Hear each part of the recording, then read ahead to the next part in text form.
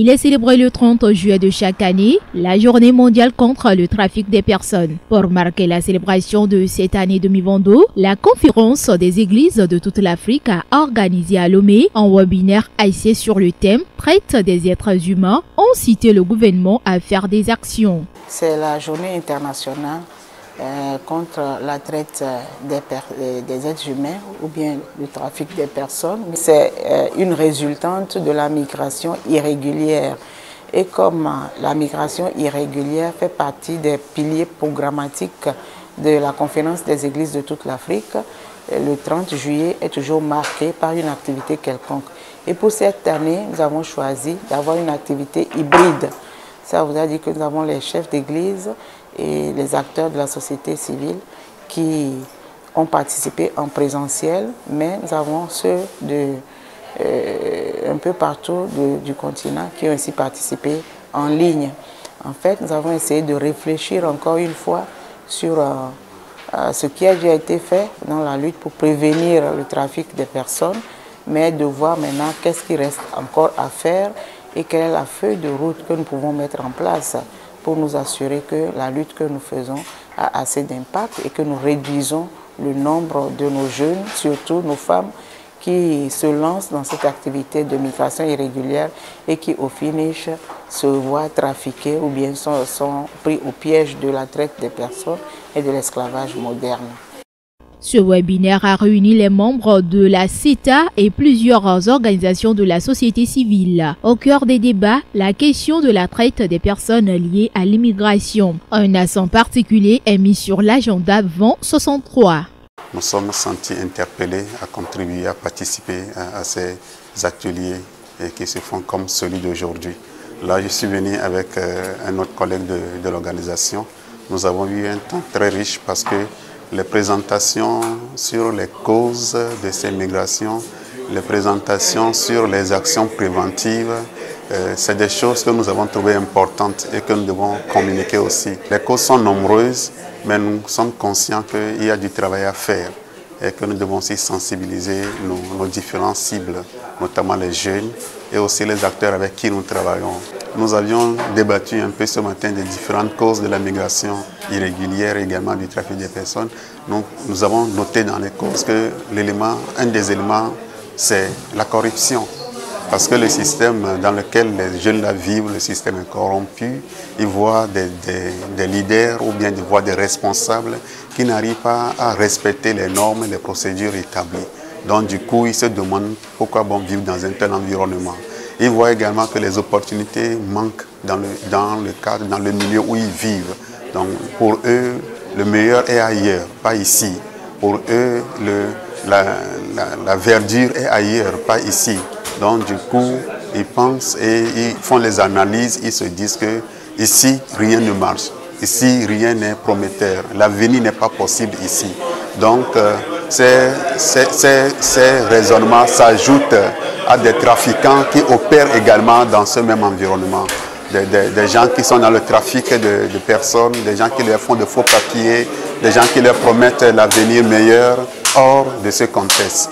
Donc ces causes, nous disons que ces causes sont nombreuses et qu'il faille donc faire un travail intentionnel pour réduire l'impact de ces situations. Au sortir de cette rencontre, d'abord, il faut dire que pour cette année, le thème que l'ONU a retenu, c'est de voir les méfaits de la technologie, c'est-à-dire que les gens utilisent l'Internet pour faire du bien, mais aussi pour faire assez de mal. Ça fait que les trafiquants deviennent de plus en plus sophistiqués, ils ont beaucoup plus d'activités. Alors, au niveau de la CETA, nous nous sommes dit qu'il vaudra plutôt parler de l'agenda 2063. L'agenda 2063 qui est la cheville ouvrière pour une Afrique intégrée, développée et paisible. C'est des points qui contiennent, c'est un document ou bien des points d'aspiration. On a 7 aspirations là-dedans que nos gouvernants, nos États doivent mettre en œuvre pour que nous ayons vraiment une Afrique où il fait bon vivre et il y a l'épanouissement, la paix et le reste au fait. Donc nous avons constaté que le document de l'agenda 2063 et son plan d'action n'a pas assez été vulgarisé. Or, la réalisation de l'agenda 2063 voudrait dire qu'il y aura une réduction, une très large réduction de la migration irrégulière, parce que les gens partent en fait parce qu'ils ne sont pas satisfaits là où ils sont et comme on le dit, ils vont à la recherche du vert pâturage. Mais si nous arrivons à réaliser l'agenda 2063, on aura le vert pâturage chez nous ici. Alors c'est pour cela qu'au niveau de la société, nous avons dit non, il faudra plutôt que nous essayons de miroiter, de faire passer l'agenda 2063 dans nos communautés religieuses, dans la société civile, pour qu'il soit au parfum de ce document, qu'on essaie de vulgariser ce document. Et en le vulgarisant, nous avons une bonne compréhension de ce document et de pousser alors pour sa mise en œuvre. Il faut proposer des plans d'action au gouvernement et les inciter afin que les jeunes soient convaincus que le bonheur est possible chez eux sur leur terre natale. Les points qui sont sortis ici, c'est que d'abord, à 60%, les gens disent qu'ils ne savent même pas qu'il y a quelque chose qu'on appelle l'agenda 2063. Et même, il faut d'abord savoir que ça existe avant de parler, de connaître le contenu. Donc les gens ont demandé qu'on ait des activités dans ce sens-là pour permettre un renforcement de capacité quant à la connaissance de l'agenda 2063 pour une meilleure vulgarisation. Les gens ont demandé qu'il faudrait que l'on forme, des réseaux de la société, des organisations de la société civile en impliquant les communautés de foi afin qu'ils puissent ensemble avoir une force pour pouvoir faire le plaidoyer afin de pousser l'État pour la réalisation de l'agenda 2063. Ils ont également demandé qu'il y ait beaucoup d'autres activités sur la migration irrégulière pour que les gens soient au parfait de ce qui se passe en fait lorsqu'on s'aventure dans ce domaine de la migration.